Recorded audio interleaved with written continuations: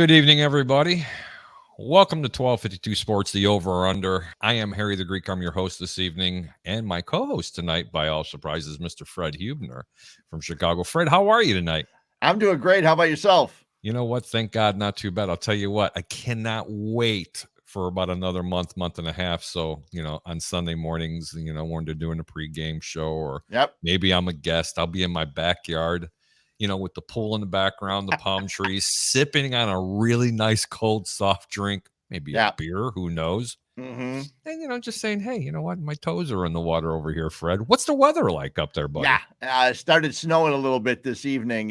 Just a little bit of snow when I was out. That wet, not sticky, but just annoying enough that you just say, look outside and say, give me another beer because I'm not going outside the rest of the night. That's what today was like. So it'll be fine the next couple of days. And hey, Chicagoans, we're used to this stuff. Someone said it's going to snow a little bit. We said, hey, until it starts sticking, until you got to get the shovel out, we're good. Yeah, tell me about it. Tonight, we actually have the AC on again. Can't even crack the windows open. I'm not kidding you, brother. I mean, it was 83 degrees out here. Oh. Just in case you didn't know, Fred, I live in the west coast of Florida. I'm originally a Chicagoan, born and raised in Cicero, diehard White Sox fan. I'm a closet Cub fan. I mean, don't tell anybody. See, it's okay because you're not here anymore. See, I got my Sox shirt on too.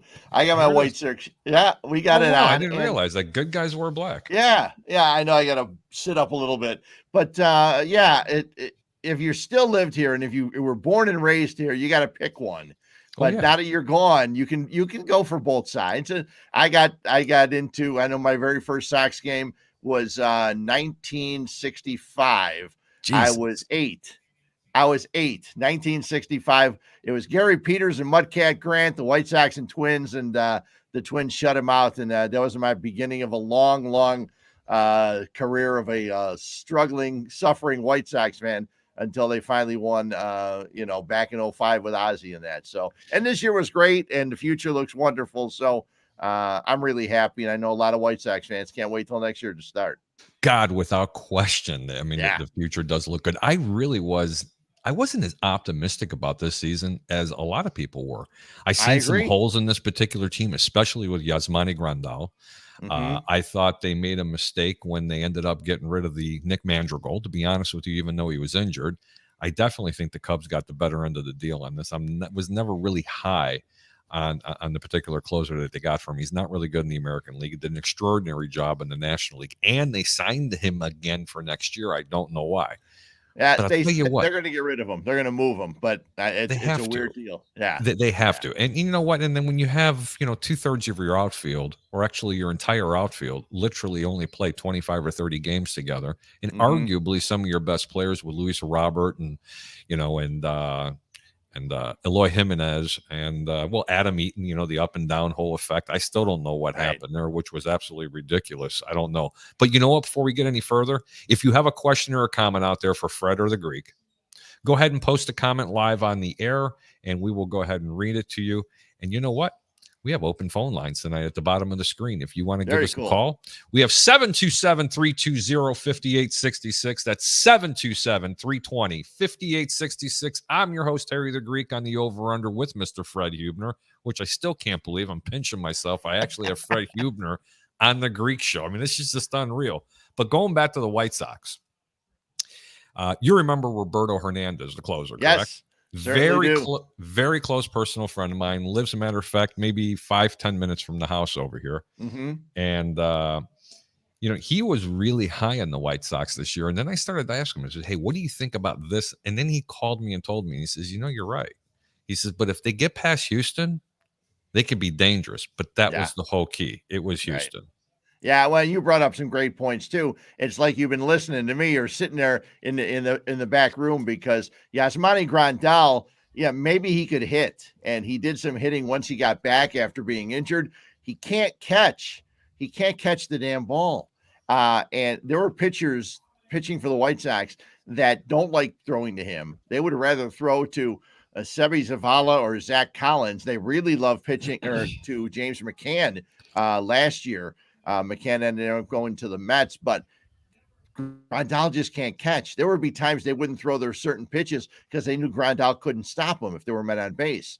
So I would love to see the Sox do something else to bring in another catcher. There's always a possibility, you bring back James McCann from the Mets and you give the New York Mets Dallas Keuchel, because Lord knows nobody in Chicago wants Dallas Keuchel, the Gold Glove winner again, which is amazing. But Dallas Keuchel's making $18 million, and and McCann's making $8 next year, and then 12 for 2 years in a row. The White Sox fans loved McCann. They hated when he left. And but you brought up great thing, the Madrigal deal.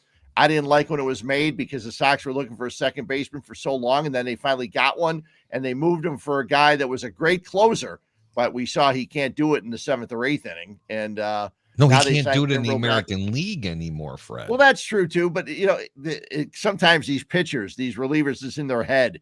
It's like, okay, if I'm not closing, I'm not good enough, and I'm a closer. That's what I do. So all of a sudden they figure they can't pitch for some bizarre reason. And he was brutal in the playoffs. They signed him thinking they don't want to just lose him. And so they signed him, and now they will try to move him, and we'll see what they can move him for down the way. But Liam Hendricks was good. I like the rest of the bullpen. It'd be nice if they could bring Ryan Tepera back. He's a free agent, pitched for the Cubs, pitched really well for the White Sox. And so they've got some things to do, but we'll see. I can't wait till everybody's healthy. And if Luis Robert playing a full season, Eloy Jimenez playing a full season, that'll be nice. White Sox fans can't wait for the season to begin. We know already it's a couple months off. We have to worry about Bears and Bulls and Blackhawks and stuff like that right now. So we'll talk about it. One last thing about the White Sox, what I wanted to bring up. Yeah. I do believe that they're going to sign Tepera. Roberto believes they're going to sign Tepera. So does Mr. Ozzie Guillen. Now ask me, how do I know that? Okay. Well, Ozzie Guillen is the godfather to Roberto's both of his children, Junior and everything else, they talk quite frequently, and I got a real quick story. I think you'll get a kick out of this. A lot of people don't know that Roberto went to college at the University of South Carolina in Aiken. Okay. And he was a number 1 draft pick, one of the top draft picks in the draft for the Angels back, I think it was like 86, 87. And he set all kinds of records at South Carolina.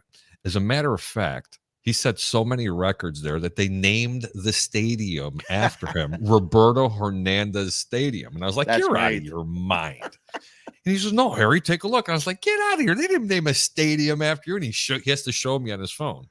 Well, the reason for the story is, and the funny part is, his son, Roberto Jr., he was also a pitcher. Now, look, I love Junior. Okay. Hell of a ball player. He's not as imposing as his father. His father's a very large man. Yes, he threw a very heavy ball. Very nice guy, and a hell of a baseball player Junior was. What college does Junior decide to go to? South Carolina. What's his name? Roberto Hernandez Jr. Senior's like, don't think you really have to do that. I mean, there's a lot of other schools in the U.S. Maybe you don't want to. No, Dad, I got it. Oh, no, Dad, I got it. The first time they called him out. Yeah, and Roberto Hernandez Jr. in Roberto Hernandez Stadium. What pressure. Needless to say, it didn't work out for him. But you know what? He's a great kid. They got a great family. Junior is really, really good. And Roberto's other son is extraordinary baseball player as well. He plays in a traveling league out here throughout the Southeast. But anyway, we're going to go back and talk a little bit about something that's very near and dear to my heart. A little bit of gambling, some sports lines. I'll tell you what, for 2 straight weeks, I'll tell you what, Fred, I wasn't doing too well. You swear I just never watched a coach's film tape in, as good as it was. And then all of a sudden, bam, I went 9-2 last week. And it was really strong. Very strong. And a lot of people struggled last week. And because the NFL was a weird week last week with so many teams and games that you did not expect to go the way they did. I know I was just standing back and looking at a lot of them. I had some wagers on some, but not on many of them. And I was actually fortunate because I would have lost a bunch of them last week. A lot of upset, but the dogs have been winning a lot this season. So you must have liked a lot of dogs last week because they came through. And from what I've understood, the dogs are doing really well all season long. Well, Fred, typically the dogs do, and we're actually going to talk about a few things with those games, and we're going to get to the comments really quick, and then we're going to go ahead and talk about a couple games and get his opinions. Christopher Just Topher Cole. Chris, how you doing tonight? Thanks for tuning in. Hey, what's up, everybody? Facebook user, I'll be in Tampa next week. That's great.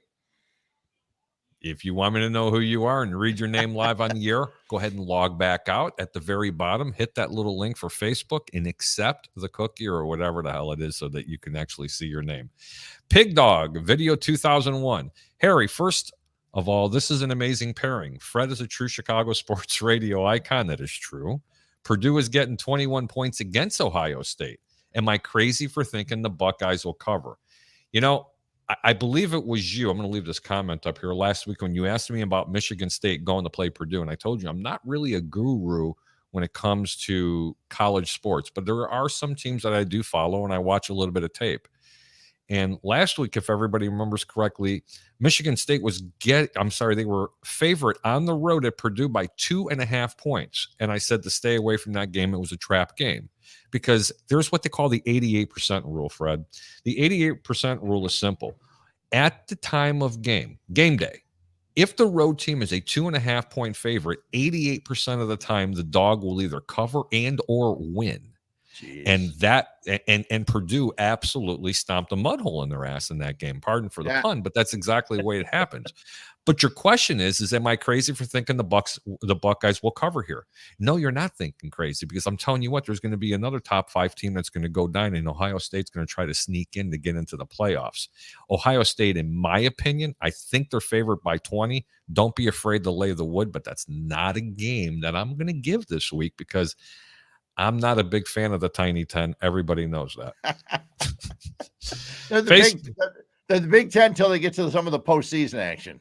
So absolutely. Once they start facing some of those fast teams in the SEC, they start struggling a bit. Mm-hmm. I think so. They start to struggle. Pig Dog Video 2001. Would you bet on the game either way or go to El Paso? Fred, I'm going to tell you what El Paso is. That means we're going to go to Texas. Okay. If you hear me say we're going to Texas, we're going to El Paso. Everybody knows that one of it. Actually, I'm going to say probably go to El Paso, but if you really have to bet the game, honestly, I would probably take Ohio State here. I think Purdue played their heart out last week. They played an extraordinary game.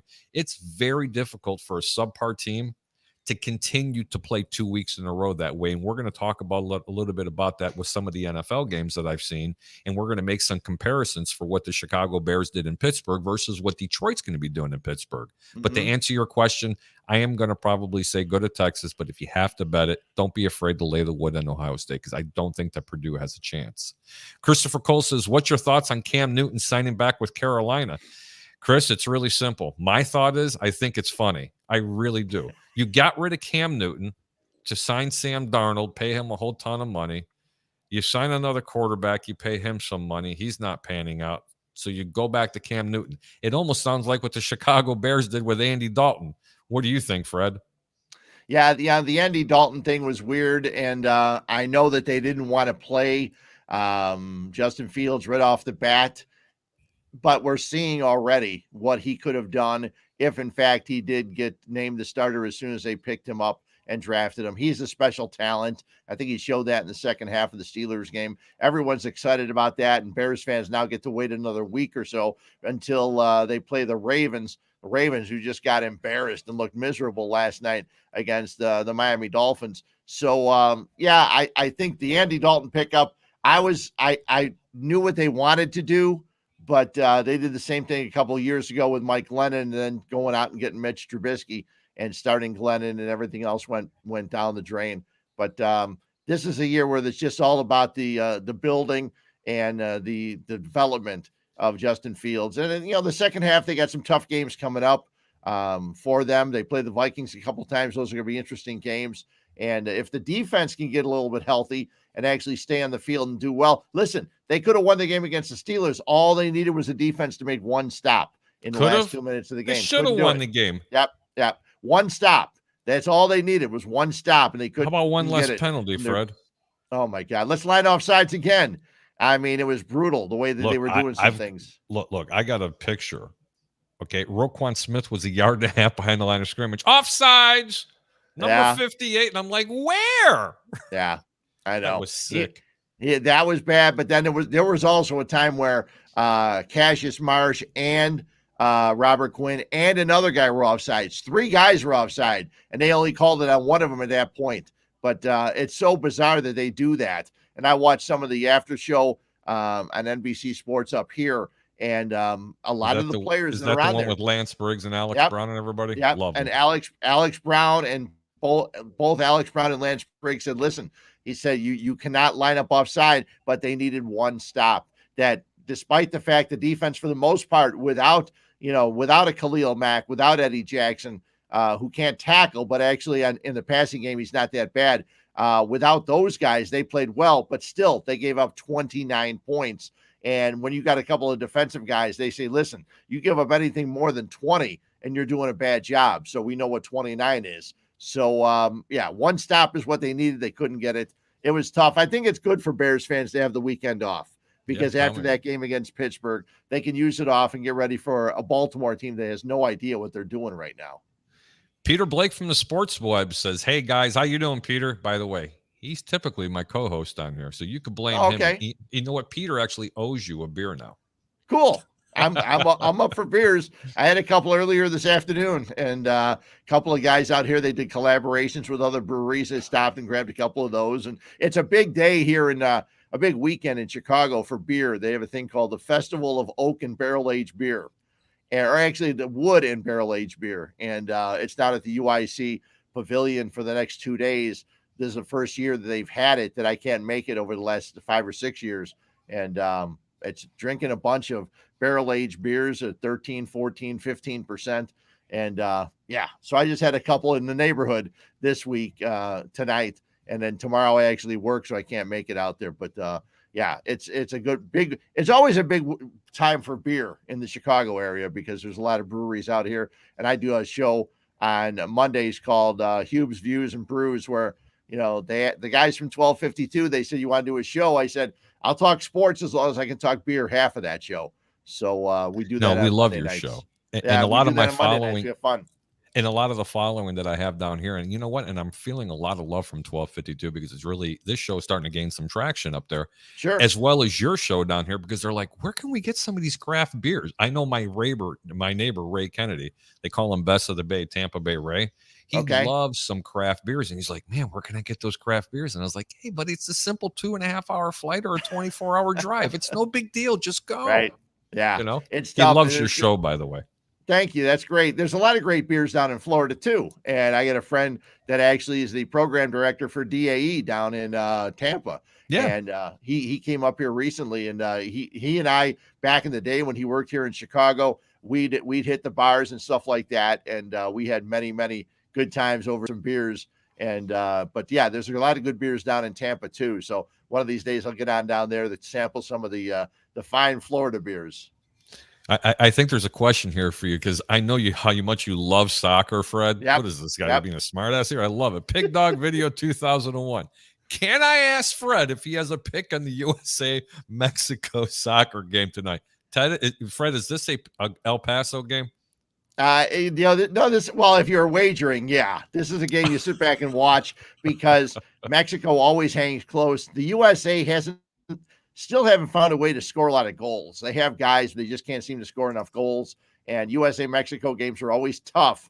I would not be surprised if the USA got a victory tonight, but it would be difficult. It'd be a tough one. I know Christian Pulisic's not starting. He's been out for a while for Chelsea and not playing much. But we'll see. I'm looking forward to it. I've got it up. I'm going to have it up on one of my screens a little bit later on tonight. Sounds good. Hey, from what I understand, I got to pay some of the bills over here. So guess what? We'll be back in 30.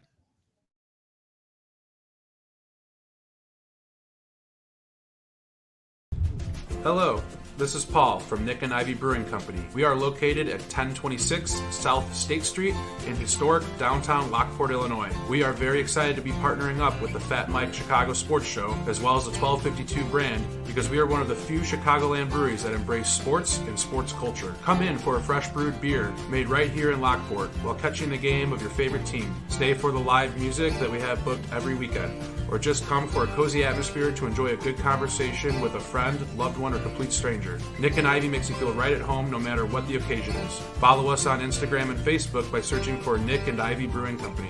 Visit our website for our up-to-date tap list or to go shopping on our online store at nickivybrewing.com. That's Nikivy brewing.com. Come in today for a fresh brewed beer born and raised in Lockport, Illinois.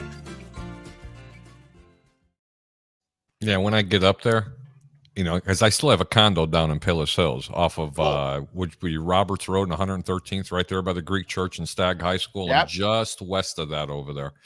I'm gonna have to go down to Lockport and go try this place, I want to go have a Fat Mike. I mean, I just can't believe our buddy has a beer name after him. Well, and the guys, Paul over at Nick and Ivy, they did one for me too called the Hubner. It's really good, a West Coast IPA.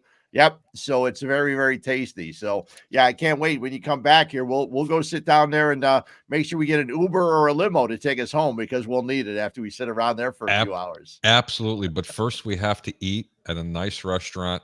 It's on Harlem Avenue. It's south of 113th. It's a place called Keffy's. Okay. If you do like Mediterranean food, you like Greek food, Fred, I implore you to go there. It is the best restaurant. It's the best hidden kept secret in Chicago, and it's not even in Greektown, nor is it in Oak Brook. I kid you not. This place is phenomenal. Phenomenal. I used to go to Roditi's downtown in Greektown, and they closed recently. And that was 2/3 of Greektown's gone now. I know, it's brutal. And so yeah, I hit the Greek islands down there. I hit the Greek islands out here in Lombard, not far from me. So yeah, definitely got to check that out. Looking forward to it. Now we're going to get to some picks, some insignificant games and some significant games. We got the Jacksonville Jaguars going to Indianapolis. Trevor Lawrence and company are going to be traveling up there. Indianapolis is favorite by 10 points and the total's 47.5. Personally, Fred, I don't like this game at all. Not at all. I'm not a believer in Carson Wentz. It's too many points. If Indy was -6 or 7, I'd say, you know what? I think this is a game you can go ahead and play. What do you think?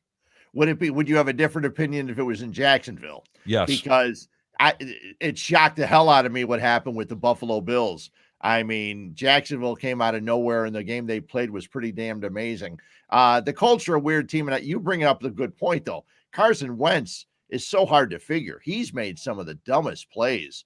The pass out of the from the end zone in that game 2 weeks ago from the Titans. He's done some very, very strange things. I'm not a fan of this one either. I think Jacksonville gets a little bit of a spark after they played well last week, and going to Indianapolis, that could be tough, but 10.5 seems like a lot.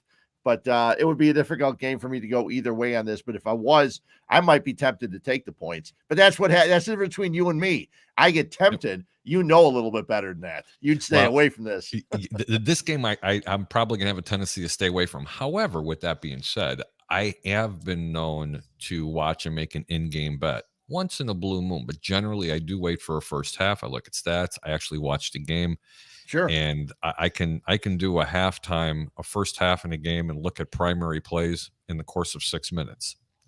And it's just enough time to be able to make an educated decision on whether or not I want to go ahead and play the second half. This could be a second half play depending on what it is.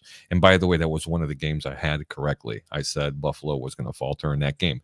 I didn't say they were going to lose. I said Jacksonville was going to cover in the game. Here's a barn burner for you. The Atlanta Falcons at the Dallas Cowboys. Dallas is an 8.5-point favorite after getting their ass handed to them from the Denver Broncos, which, by the way, if you go back and look at the tape, I not only had Denver covering, I had Denver beating Dallas last week. This defense, as I told everybody, is very suspect. Their offense is one of the best in the entire National Football League, but Vic Fangio had these boys really geared up this week. Atlanta doesn't play defense, but their offense is playing pretty decent. High scoring game. Do you like Dallas? Do you like Atlanta? I'm going to Texas. I don't know about you.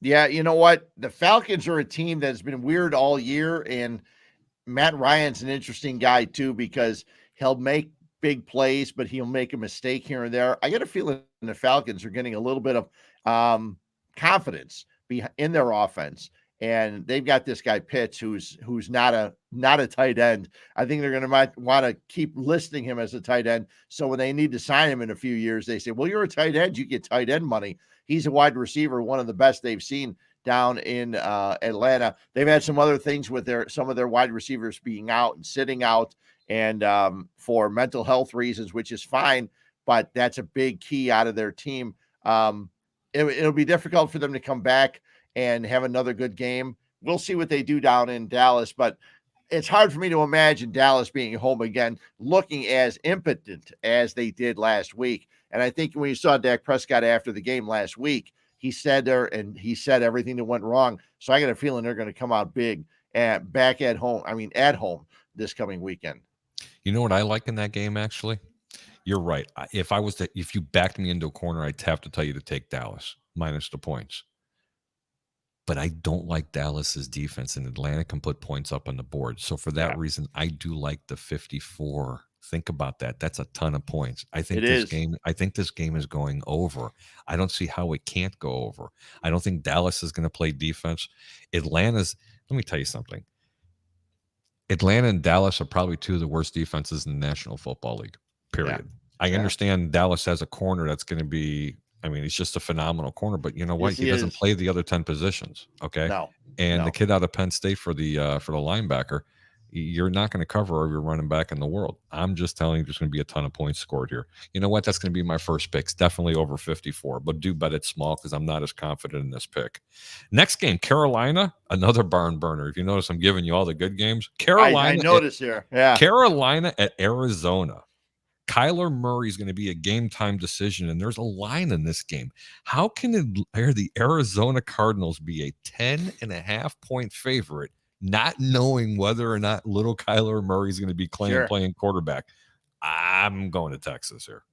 They were able to put up points last week. Then again, it was against the Niners team, and I'm a Niners fan, and it's the Niners have had more injuries over the last 2 years than any other organization in football. They've had guys lost everywhere, from linebackers to corners to everything, secondary guys. And it's been brutal how many guys they've had down. So it's not a surprise they were able to score last week. But scoring this week against the Panthers, I don't know. But like you said, it's tough to be laying 10.5 when you're not sure if you're going to get your quarterback or Colt McCoy back there again.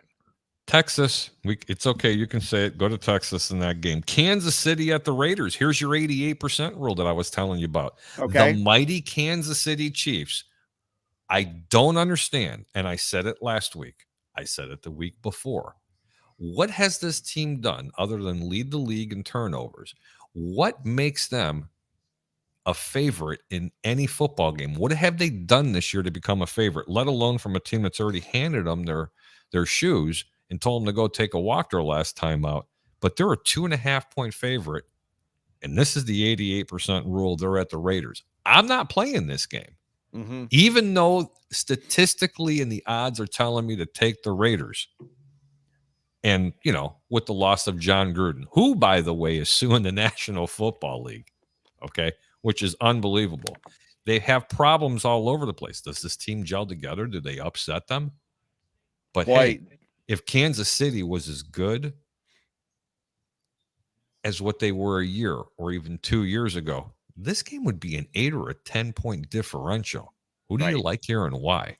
Yeah, the Raiders are a team that, maybe they can pull themselves together.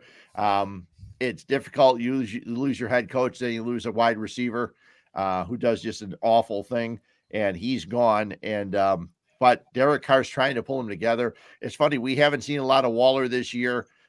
They've had some injuries in some of their skill positions over the last several weeks. Hopefully they're all coming back for them. But like you said, looking at 2.5, and better than I do, but when you see a game like this, you see 2.5, and the way the Chiefs have been playing, they have not been scoring. They've not been scoring much at all. against the Packers or anybody else over the last several weeks. It's tough. The over a total of 52 makes me want to look at that as opposed to the point spread in this game. Yeah, and they have a hard time putting up points. I don't get it. Right. I look to the average person that just walks into a casino or they have the sports app on their phone are like, Kansas City's only 2.5 point favorites. Oh my God, Patrick Mahomes, the baby goat. He's not even the Billy goat right now, Fred. Okay. He really isn't. And you know what? There's so much tape on this young man because of the fact, and I said this when he came out of college. I was like, you know what? He's going to be a phenomenal football player until they figure him out. And what is it? Over 90% of the times he rolls to his right. And did you know, out of those 90% of the times, 30% of the times he's thrown across his body. Look, Fred, I don't care if you have Jay Cutler's arm or Jeff George's arm. You're not squeezing it into the window all that time. Those linebackers and safeties are starting to know what's happening. The field shortens up, and now he's going 10 yards across his body. That's why all these turnovers are happening. It's not Andy Reid. It's in between here right now with Patrick Mahomes. Until he cleans it up, he's just going to be pedestrian. I say stay away from this game. These books are begging you to bet the Kansas City Chiefs here. Don't be fooled, people. The other thing about Kansas City is they worked on their offensive line in the offseason because we saw what happened late in the year last year, Super Bowl and everything else. We saw what happened when you get pressure on Patrick Mahomes. And I thought going into the season after what they did with their offensive line, they'd be okay. He's still getting chased everywhere, and he's not finding the guys throwing across his body as he's done in the past. He's making some mistakes with the ball. He's having a hard time holding on to the ball, and he's fumbling it.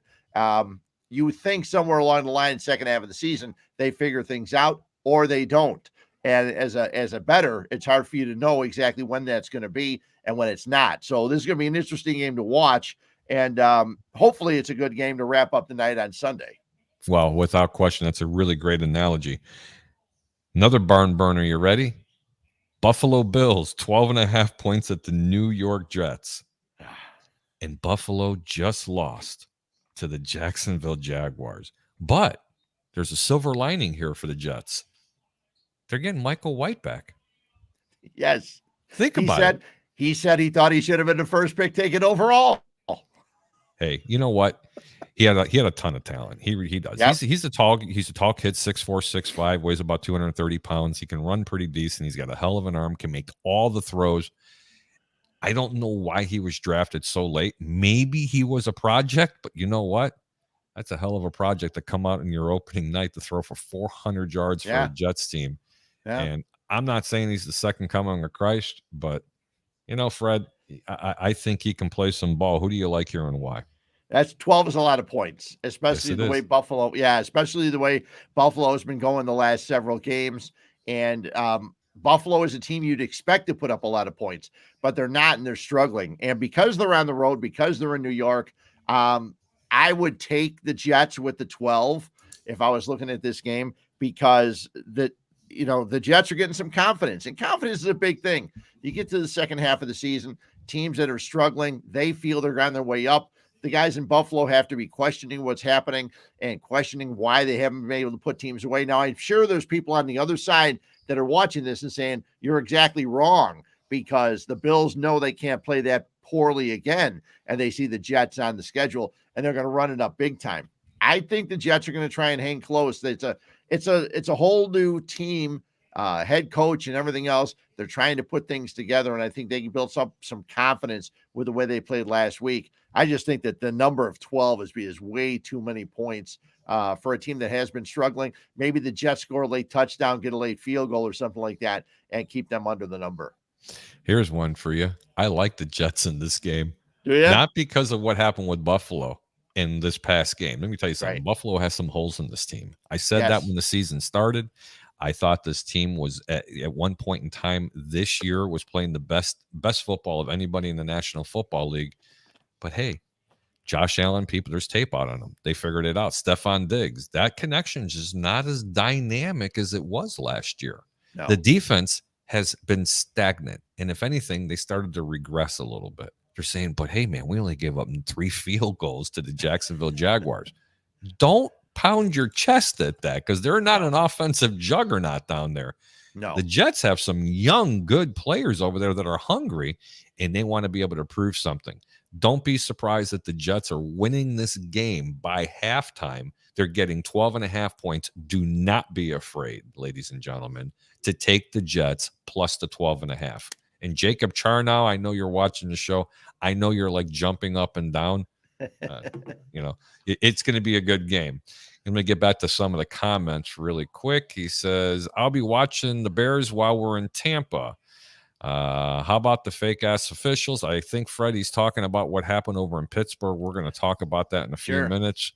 Christopher Cole, 49ers need to fire their strength and conditioning coach. LOL. I would agree with that. They have had, next to the Philadelphia Eagles, I think those two teams, you can toss a coin on all the players that were injured. I mean, it was just incredible. Just incredible. He could be saying that because I know the White Sox let go of their strength and conditioning coach after all the injuries they've had.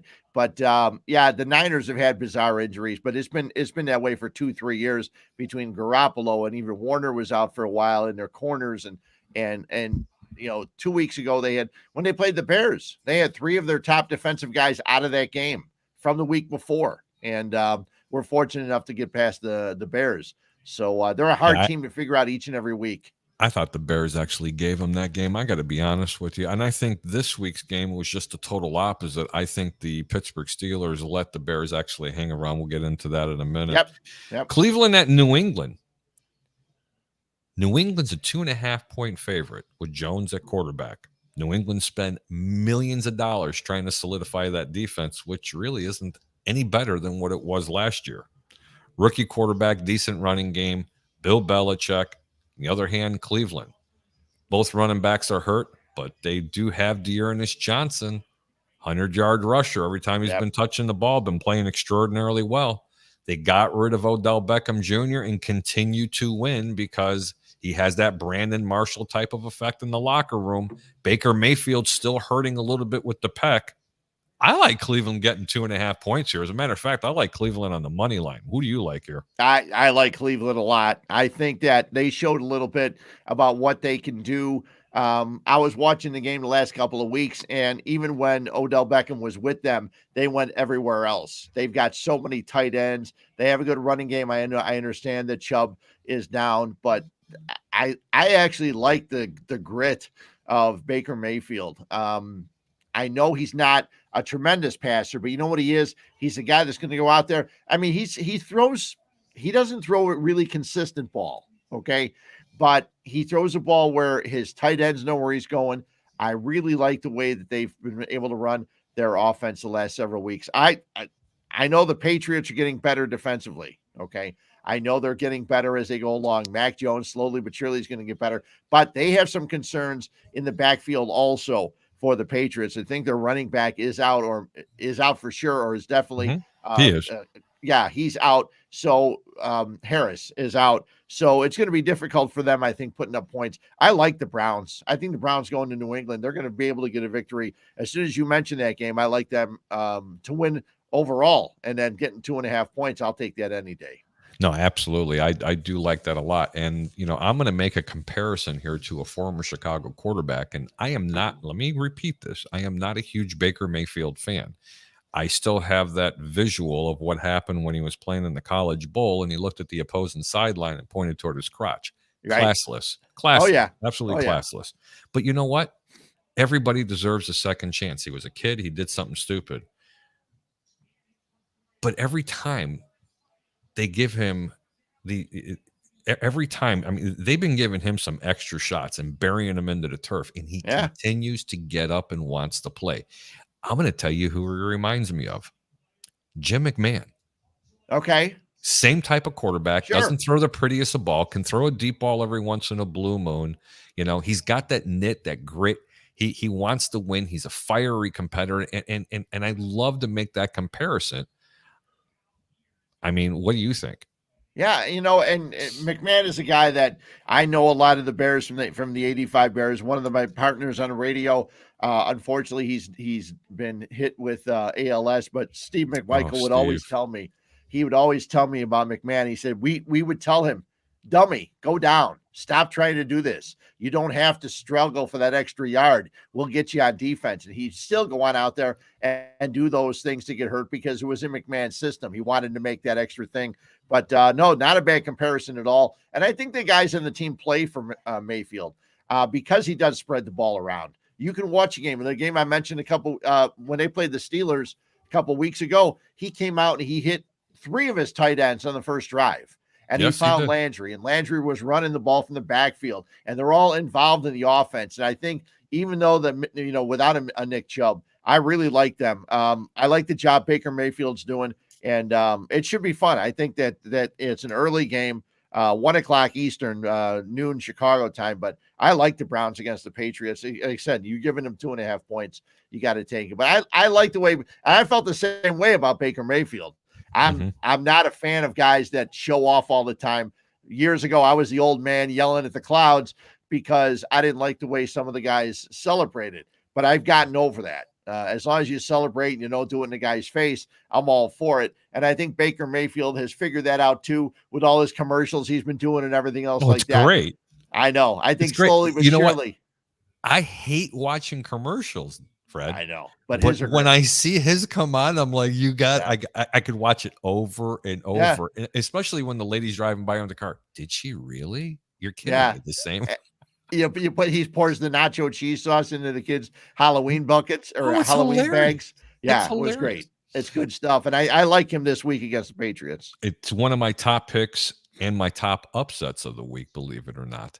And I'm going to introduce you to a gentleman by the name of Troy Polamalu, King Troy, Trojan legend, USC. No, it is not the Troy Polamalu that you're thinking of.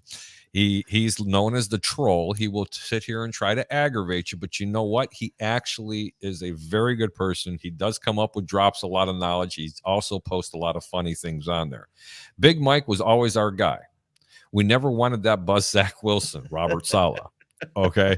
I mean, this is the same guy that got on Andrew Allen from the show last night. Okay. And he turned around and made a comment. Trade Fields and fire or keep Nagy or something like that. And I mean, the panel went absolutely berserk. It was like, hey, guys, time out, man. Sure. He didn't mean it like that. He's just trying to get up under your skin. Good guy. But anyway, Troy also says Baker Mayfield is nothing but Johnny Manziel with some tighter screws. Well, he's got a few inches on Johnny Manziel, I think, doesn't he? Yeah. I think we all have a couple inches on Johnny Manziel. Yep, everybody does. Yeah. All right, we're going to get to the next game. Some interest down here. The Tampa Bay Buccaneers, -9, going to be -10 very soon because the juice is pretty high. Against Washington, the total's 51 points. Fred, I'm going to take over on this one first, and then I want your opinion. Is that okay? Yeah. Tampa Bay secondary is still pretty decimated. They do get 2 players back with Sean Murphy Bunting, and they're getting back the old season veteran, which I cannot even want to even say his name because I just don't understand why this Tampa team even brought him back, and after Seattle and Frisco and everywhere else. And you know exactly who I'm talking about. Yeah. Because if you say his name 3 times, it's like Beetlejuice. He appears. Okay. Yep. Listen, this secondary for Tampa is a shell of what it was last year because of the injuries, and the front seven's not getting to the quarterback as good as it was. Todd Bowles, in my opinion, is not coaching very well because of the fact that he doesn't like to play a lot of press coverage and he plays a lot of 2 high safeties, and because he's relying on that front 4 and the front 7 to get to the quarterback. Well, FYI, it's not happening. Washington, on the other hand, with Ron Rivera, really knows this Tampa team, Fred. You know, being in the NFC South, you know, for so many years. And let's face it, Washington, they should have beat this team. If it wasn't for one play, they could have beat them in the playoffs, and then the rest is history. Tampa doesn't go on to win the Super Bowl. I was glad when Tampa won the Super Bowl. I was proud of that, what happened down here, because it was an extraordinary, and I was happy for Tom Brady. But you know what? There are some games you have to get lucky, but I'll tell you what, that was the game that woke them up. Washington's defense is not playing like they were, but I'm going to tell you right now, Washington wakes up this week. Do not bet this game until game time. You will get 10.5 and maybe even 11 points in some of your sports book. You take Washington plus the points this week.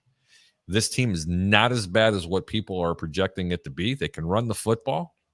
The little beer that's running around on Tyler Heineke, believe me, he can play ball. Yeah. He's going to cause fits like he did last year. There is tape out on him. Expect a lower scoring game, not like it was last year, and expect the Washington football team to go ahead and cover. Who do you like here, Fred?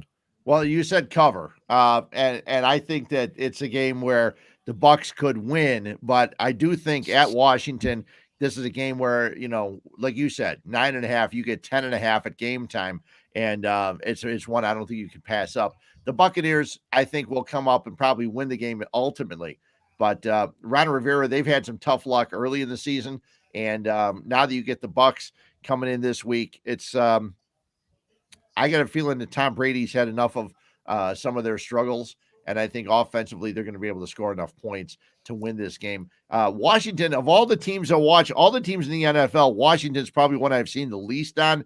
But unfortunately for me, I've seen the Bucs quite enough, and they're a good team. They got a lot of offensive weapons, with Evans and Godwin, and I don't know what the deal is with you know it better than I would being down there. But Godwin is a guy that I'm surprised isn't getting the ball as much as he has in the past. And Evans now is actually catching the ball. I guess that's the reason Tom Brady goes to him. Evans hasn't been dropping the ball as much as he has in the past. But I think they have so many weapons offensively that it's going to be hard to hold them down. But if you're getting 10.5, Washington plays a lot of close games, and 10.5 at home is a tough number to go over in that one. This is a point where I really love to see Peter or Ray actually call into the show because they would have really concise answers for this. Antonio Brown's not going to be playing in this game, it looks like. And it also looked like Gronkowski's going to miss another game coming into it. But to answer your question, Antonio Brown, for some reason, regressed and has started into the playoffs. But I think that was a case because if you remember correctly, he had that surgically repaired hand later in the season last year. And I think they pushed him into playing a little bit too soon. And he had a case of the dropsies. That's just my opinion. They didn't need to rush him back. When you had Antonio Brown and you have backups like Scotty Miller, I mean, they could just go on and on and on. They're second and third string receivers. They could be number twos on vast majority of the teams in the National Football League. And let me tell you something. Godwin could be a number one on 2/3 of the team in the National Football League right now. I agree. They are completely stacked, but they have that disease here in Tampa, and I'm going to tell you what it's going to be, and it could be the demise of this team. This is why I wish they would call in. Bruce Arians and Byron Leftwich have a mentality of risk it, no biscuit. They want to throw the ball on every single play. That doesn't fly. Right. Okay. Teams don't go into Tampa, and people get hung up, especially with Tampa's defense, saying, wow, for 2 straight years, we're number one against the run. Look, man, statistics are about as good as what you rub and wipe your butt with after taking a dump. Okay. Teams don't go to Tampa and play the Tampa Bay Buccaneers with this offense, planning to come in and say, hey, we're going to run the football against them. They're planning that they have to get into a shootout with this team. That's why you're starting to see a lot more success with people running the football against them. But with Tampa's offense, it's scary. And what's even scarier is when they run that football. Because if they commit to it with Ronald Jones, who's the victim of volume, I keep saying it, and Leonard Fournette, boy, that's a 1-2 punch. That could be scary, absolutely petrifying. And then, how about run a couple of 12 personnels with this offense? Seriously. And then all the options down in the middle or having someone going deep. Forget about it. Tampa's so seasoned and so scary, it's not even funny. But this week, you got to take Washington because Tampa notoriously does not cover on the road, especially as a huge favorite. New Orleans at the Tennessee Titans. New Orleans is a 2.5-point underdog. Tennessee's favorite at 2.5. The total is 44. No Jameis Winston. Who do you like here? And why? Did it surprise you that the Titans, even after Derrick Henry was gone, come out and play well? Did that surprise you at all last week? Without question, it did. Now, I think they're good enough. I think they're good enough, and I think they're well coached enough that they can continue to win. This is a big game for them. The Saints are a bizarre team. They're another team that I don't see a ton of up here. Just because usually they're not playing the games I'm going to sit and watch. But I like the Titans. I like them overall. I like them on both sides of the ball. And 3 isn't much, and I like Tennessee. But then again, I didn't think the Saints would do well in the last couple of weeks, and they've played pretty well, even without some of their quarterbacks. They beat Tampa. I know. Hang on, with a third string quarterback. Yeah, I know. That's a testament for that's a testament for head coaching there in New Orleans. But let's be honest, New Orleans has had Tampa's number now for the past. I mean, they just have Tampa's number except for the playoffs. I'll tell you what I do like here. I don't like a side. I actually like the under 44, Fred. Okay. I honestly think it's going to be a lower scoring game. I think New Orleans realizes they're not going to be able to put a ton of points up on the board. I think Tennessee is not going to be successful running the football. And I just don't believe in Ryan Tannehill and especially when they're having problems with some of the whiteouts, not being able to come in and play like they have been. So I definitely like the under 44 points. This is a game I honestly think could be like a 17-14 game. That doesn't sound too far off. I think the Saints play a few of those too, because they're not necessarily a team that scores a bunch of points. And with the Titans, and like you said, some of their offensive problems, but every once in a while they jump up and scare you too. So this is a tough one, but I kind of like the under. But you notice that the gamblers like it too, because you'll see a lot of the games that we have throughout the course of the day. You got your 54s, your 47s, a 53, a couple like that, but at 44.5, there's just a couple that are lower than that this week. And well, of course, the Lions and the Steelers, because the Lions aren't going to score any points. We haven't gotten to that. But yeah, the 44.5, an interesting number. I don't think there'll be a lot of points scored in that game. Which brings us up to the next game, and I'm going to let you take the lead on it. Detroit Lions getting 8 points, going to be 9 very soon at the Pittsburgh Steelers. Totals 42.5. Who do you like here and why, Fred, after watching that game? Yeah, the Steelers on a Monday night against the Bears, they didn't play well, and they came away with a victory. And it's interesting because they didn't seem to run the ball nearly as much as I thought they would. Their passing game was, unfortunately for the Chicago Bears fans, their defensive line could not get to Ben Roethlisberger. He had a ton of time and looking for receivers. Now, some of the receivers are hurt on the Pittsburgh Steelers, but I still don't think Detroit can do anything. Early this season, I thought Detroit could, because despite the fact that I didn't think they were going to win a lot of games, but I thought they had a nice couple of young running backs. They have a nice couple of young receivers. I thought Jared Goff, even though I'm not the biggest fan of Jared Goff, would do a little bit better in Detroit. I heard earlier today when I was driving around the radio stations down here, they were talking about looking for a way to bet the Lions going 0-17 this year. And it would not be, I think they'll win a game somewhere along the line. And for the Lions, they're probably pointing to the Thanksgiving Day game against the Bears in Detroit. But in this one, Goff does not play well outside. This is a game that could have some high winds, possibly some rain or snow that we've gotten here in the Chicago area. Over the next couple of days, they may get it down in Pittsburgh. So on a sloppy field, the Detroit Lions, I get a feeling this is a game where the Steelers are going to be able to cover the number. And because they're used to this stuff, they're used to playing and stuff like this. I think they're going to bounce back, even though they won and scored 29 points. I think they're going to look better offensively in this game against Detroit and probably cover the game. But that's me. What's the expert say? I like it. And I'm going to go full screen here. I'm not being rude because I want everybody to hear this. Okay. The Chicago Bears were getting 7, 6, 6.5, and 7.5. Those were the lines across 5 different books across the country against the Pittsburgh Steelers. Think about this.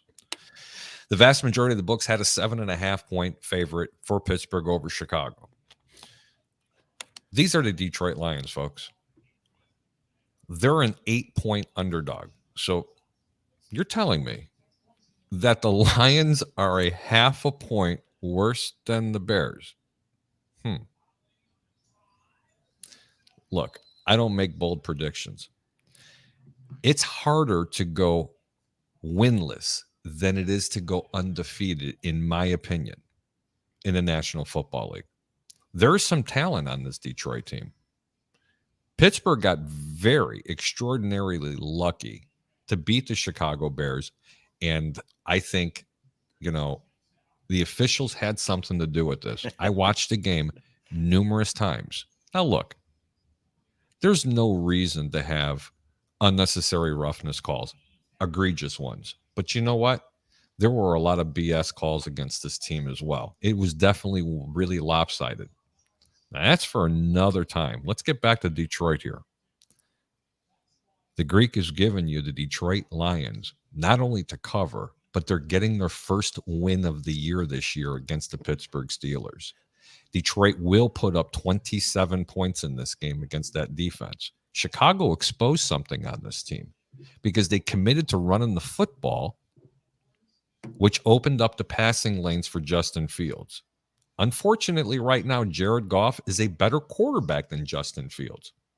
Justin Fields has a bigger upside. Chicago has better wide receivers, but I really like DeAndre Swift in this game. Pittsburgh was very fortunate to win this game. Do not be afraid to bet Detroit on the money line this week. Don't come back at me and say, hey, what a horrible pick.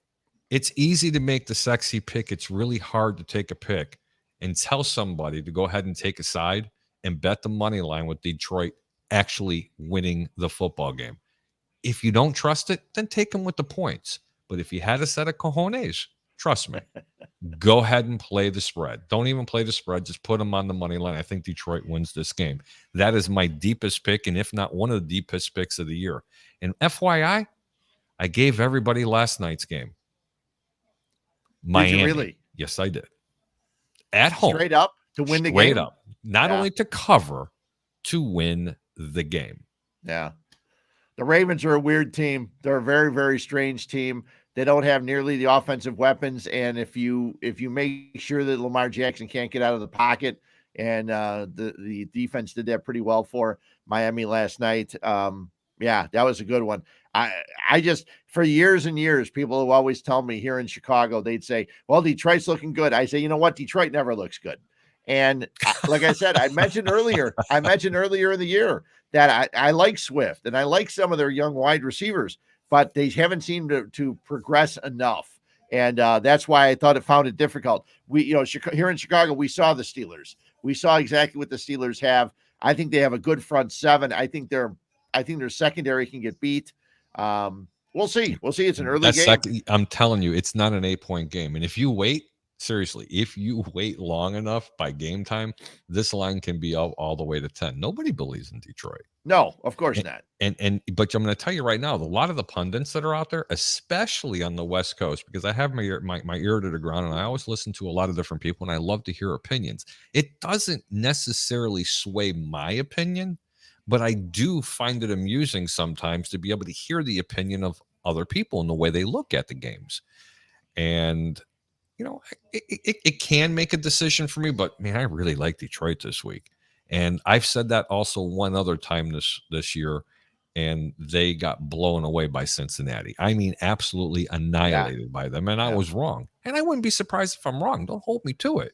Okay. But like I said from before, it's a lot easier to pick the 2007 New England Patriots playing anybody than it is to try to take a team that's winless versus a team that's actually has a winning record.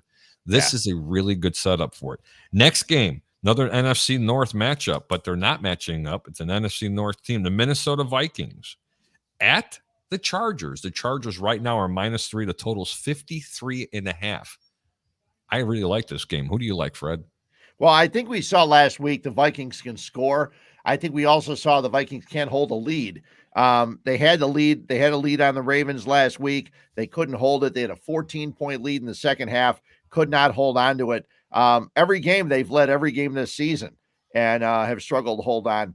Like I said, 24-10, they had the lead. I was watching that game a little bit and I turned it off. I said 24-10, they're handling the Ravens. Next thing I know, it's tied and you go to overtime. Anytime you go to overtime with Justin Tucker out there, the odds are not in your favor. I'm not sure about their running game. I like Dalvin Cook. Sometimes they don't stay with their running game as long as they should. They should give him a few more opportunities. I think it gets in their head sometimes that Kirk Cousins has a lot of offensive weapons, a lot of guys he can go to in the air, and they kind of screw those things up. But the Chargers are a team that offensively, they've had injuries that have bothered them throughout the course of the year. Now, you can see at the end of a game, Herbert does well, but he's not he has not done as well this year as he had last year. And I'm not talking statistically. I'm talking about the guy that's going to come up, put the big points up, put the big plays up, and score a lot of points for you. The Chargers by 3. The Vikings keep a lot of things close. So this is a hard spread for me. And the over-under, I think there'll be points scored in the game. So at 53, I like the over of more than anything. I think the Vikings will be able to score on the Chargers. But I don't know about the game, point-wise. But over I like at 53. I was kind of thinking the same thing, especially with the over in this game, Fred. But I have to tell you, after breaking down the tape again, I've seen some improvement on the Chargers defense. They're actually starting to they're starting to come around a little bit more, and I think that because Minnesota is going to be playing the Chargers, and the Chargers are capable of putting up a ton of points, that they're going to try to put the ball into a passing game when it should be just the opposite way around. First off, the Minnesota Vikings have the best running back in the entire National Football League, and they just don't utilize them. It's ridiculous, isn't it? It totally is. I mean, the young man's an absolute stud. Everything should go out of that backfield going into the play action. You want to talk about two great receivers between Jefferson and Thielen? Yep. Run the ball 25 times. Yeah. Get those corners to keep sneaking into the backfield, looking back there, and those guys are gone. I mean, they would be gone. It would be what a game plan.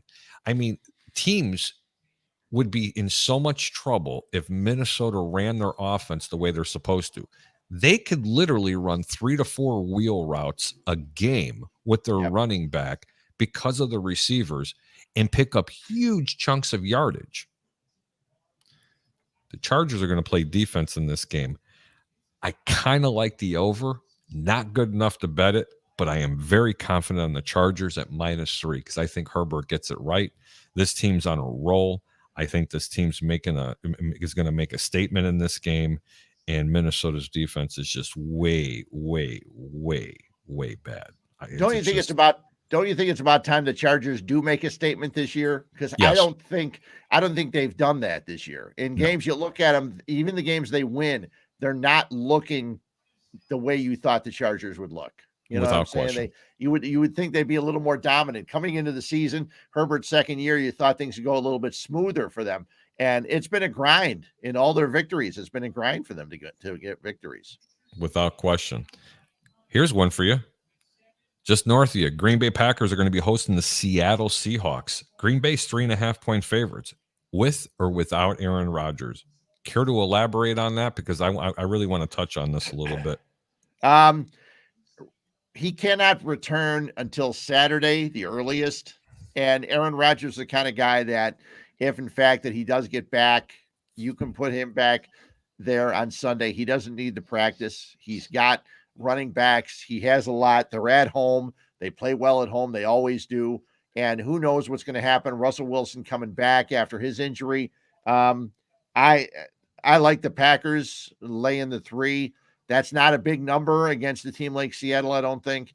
I don't see Russell Wilson pulling out any heroics. I know it's a game where, they're going to feature it. It's going to be one of the big games on Sunday afternoon. But I think Green Bay has enough. Obviously, if Jordan Love was there, it's going to be a lot different.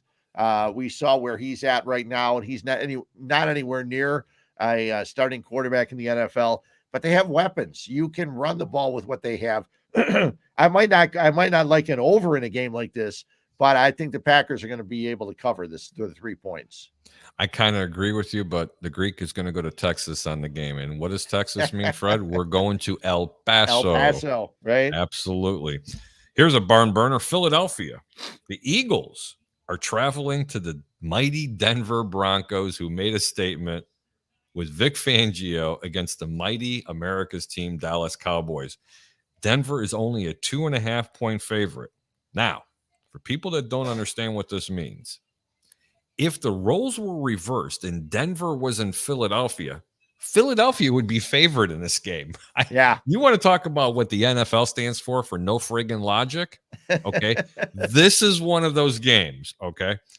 The Denver Broncos would be an underdog in Philadelphia, but they're a small favorite at home. Total's 45.5. Who do you like here, Fred? Let me ask you a question. How did you feel about Philadelphia and the Lions a week or so ago?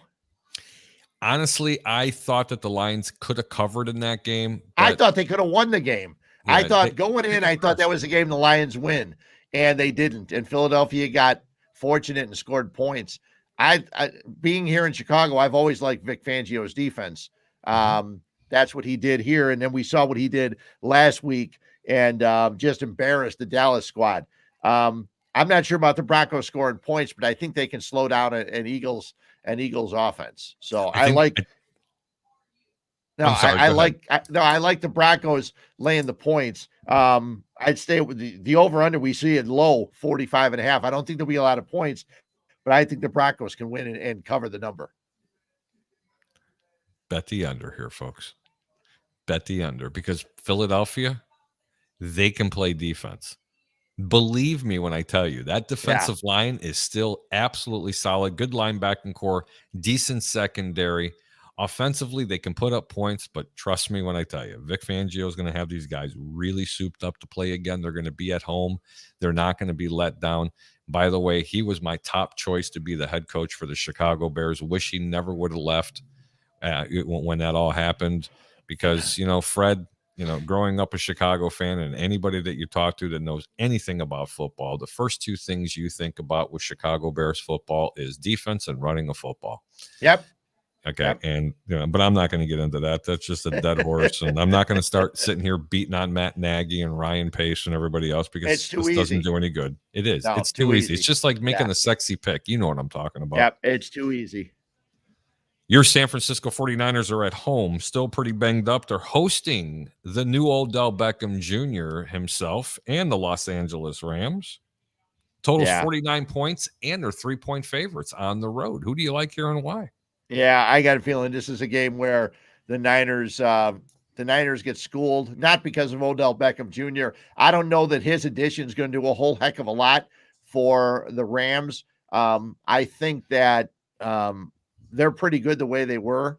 I think Matthew Stafford, they picked up Matthew Stafford. They knew they were a quarterback away from being able to win. I think they still are. I think that the defense, I feel bad for Jimmy Garoppolo going into this game, because he's going to be on his tail numerous times. The Niners offensive line has had some injury problems throughout the course of the year. They worked on it in the offseason, bringing in Alex Mack, a Pro Bowl center and things like that, but they've lost guys. McGlinchey's done for the year. They've got some problems. Their running backs have been inconsistent this year. They haven't been able to concentrate on the running game enough. It's interesting. When you're a fan of a team, it's easier for you to be negative about them than it is to be positive about them. And their defense, they've given up, I'm pretty sure I'm right here, I think they've given up more defensive pass interference calls than any other team in the NFL. And they get beat constantly because of the injuries they have and having to play young people in the secondary. And it's probably going to continue. When you've got that problem, when you're going against Cooper Kupp and Woods and the weapons that the Rams have, I think that's going to be very difficult. I think in my opinion, the Rams win this game easily. So the Rams -4 shouldn't be a problem for them to cover, in my opinion. It's going to be -3, actually. Okay. Is what the game, it's 3. It's down to 3. The game may actually even go a little bit further down. But hey, you remember the 88% rule, right, Fred? Yeah. If this game goes to 2.5, your 49ers actually have a chance in here 88% of the time. The home team usually covers. It doesn't work at 2 and it doesn't work at 3. It works at 2.5. It's a very odd number. That's also a trap game because, they just had the big addition with the defensive end from Denver. Now they just got Odell Beckham Jr. for a wide receiver. And why are they only a 3-point favorite against a team that's so banged up? Trap game, stay away from it. But with that being said, you ready? Bet the over 49 points here. That's a lock. Yeah. Absolute top 3 games of the week for me. Bet the over in this game. San Francisco's going to put up points this week. If you get the ball, if you can get the ball to Deebo Samuel and he holds on to it, the things he can do with the ball is amazing. They've had some success with getting him the ball. They have a couple other guys, Brandon Ayuk, and obviously Kittle's back. He's been non-existent this year. He was out for so long with his injury. There's a chance that's going to be the big thing leading up to the Monday night game. But I just don't see them being good enough to handle the Rams. But I understand your point with the over at 49. I think the Rams improve and get their 8th win of the year. It'll be a fun one to watch, but I think ultimately it's going to be a rough one. Fred, I got to tell you, man, I have the Rams as the best team in the National Football League. Not because of the 2 additions that they made. No. Honestly, I just did. I thought they were a quarterback away when they got Matthew Stafford and they had that defense. And by the way, this defense is ranked toward the bottom almost statistically in every single category. Yeah. And look at their record. I know. Wait till this team comes up better. Oh, someone wants to come up and say hello to you, Fred. This is my buddy. This is Turbo. Hey, Turbo, look at that. Everything's organic here. Listen, unlike dogs, they're not barking and keeping up all the noise, so the cats are perfect.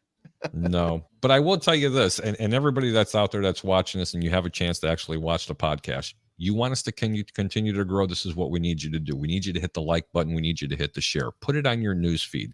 Go to YouTube and go ahead and subscribe to the 1252 Sports platform on Twitter, Facebook, and especially on YouTube. Hey, it's organic. We don't advertise. It's nothing else out there like this. And you know what? It's also a lot of fun. Fred, I really appreciate you coming on tonight.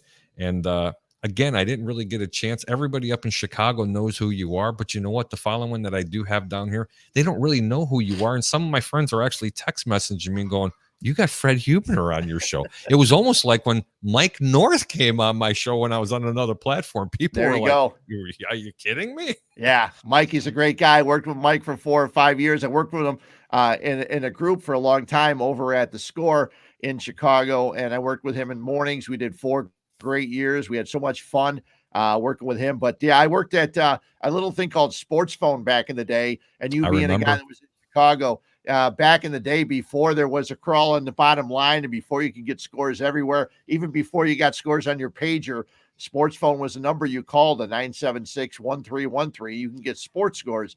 I worked there from 1977, and then we started doing racing results and lottery results and everything. I worked there from 77 to 90, and then sports radio came to Chicago in 92. I worked at The Score from 92 all the way till 2008. I had to stop working at The Score when they decided they didn't want to pay me anymore. I figured, well, I'm not going to work for someone that doesn't pay me. They showed me the door. And then I've been at ESPN 1000 here in Chicago, just doing weekends and fill-ins here part-time since 2010. So it's been a lot of fun working in sports. And, Chicago's got, there's so many seasons.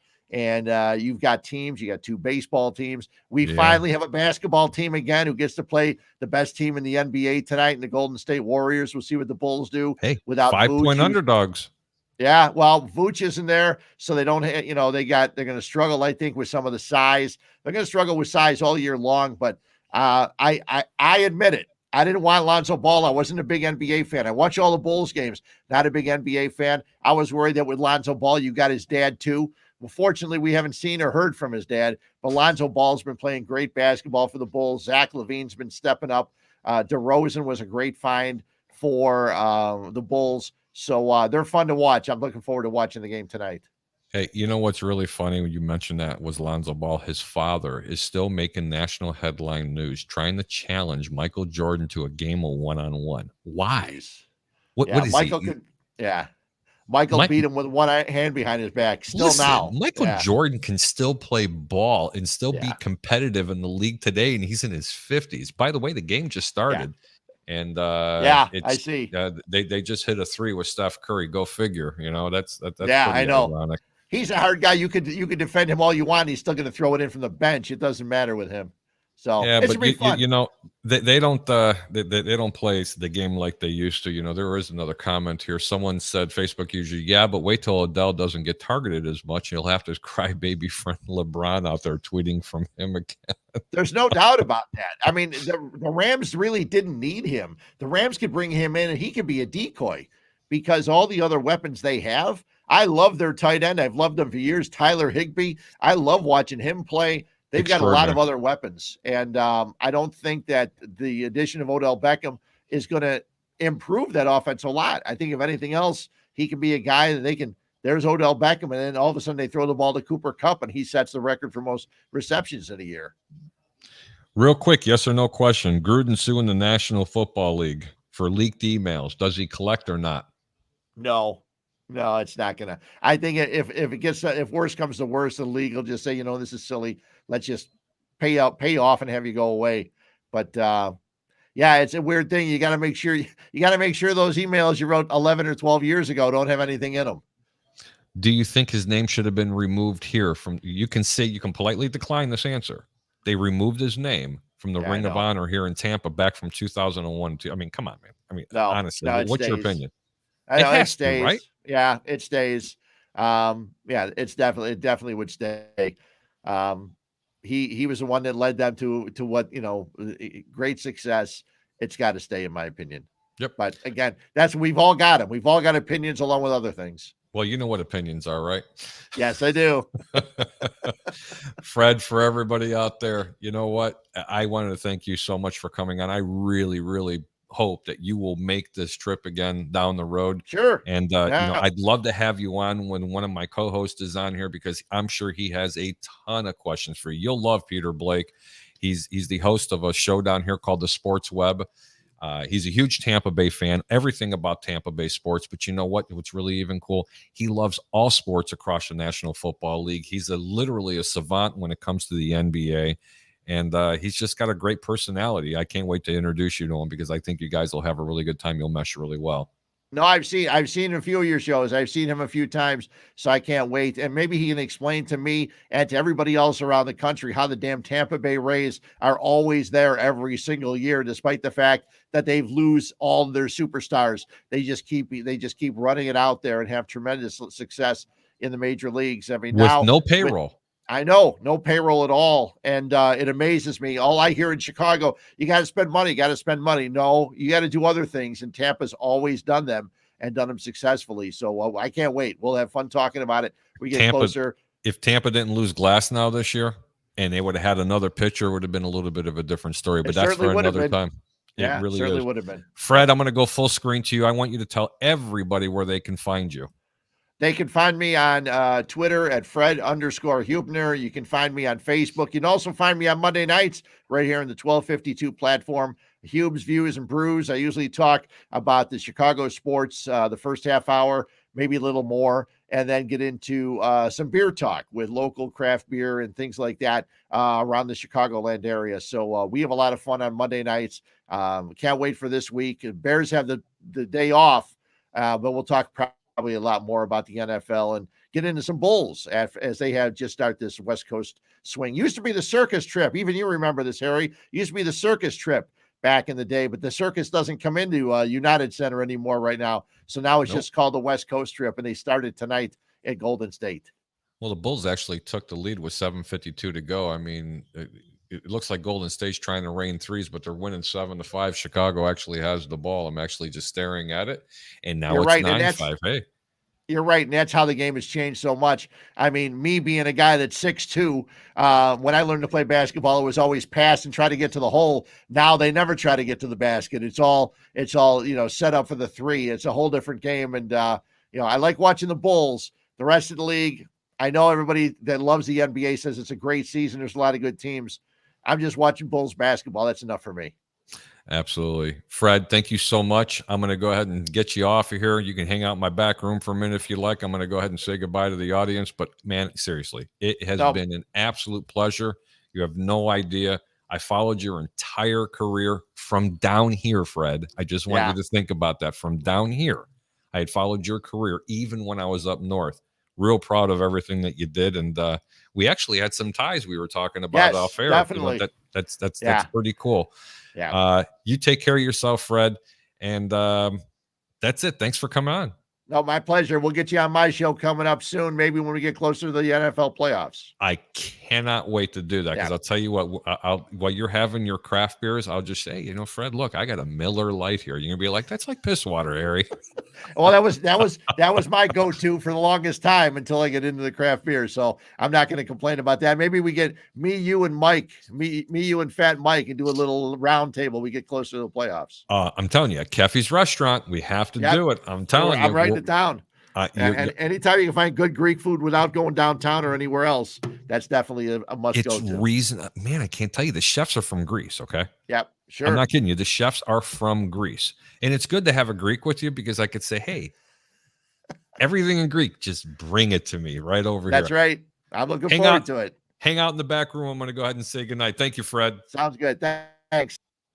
Ladies and gentlemen, that was Mr. Fred Hubner, the icon that I told everybody about down here. Hey, look, I do appreciate everybody tuning in tonight to the Over Under. You will see me back here next Friday night at 9 p.m. Eastern, 8 p.m. your time. I got to kind of have to get that going. Next time you're going to see me is going to be Sunday morning with Hard Count Football, a new addition to 1252 Sports out of Chicago. His name is Jacob Charnow. You are absolutely going to love this young man. I'm going to recap this for you really quick. No play on Jackson, Indy.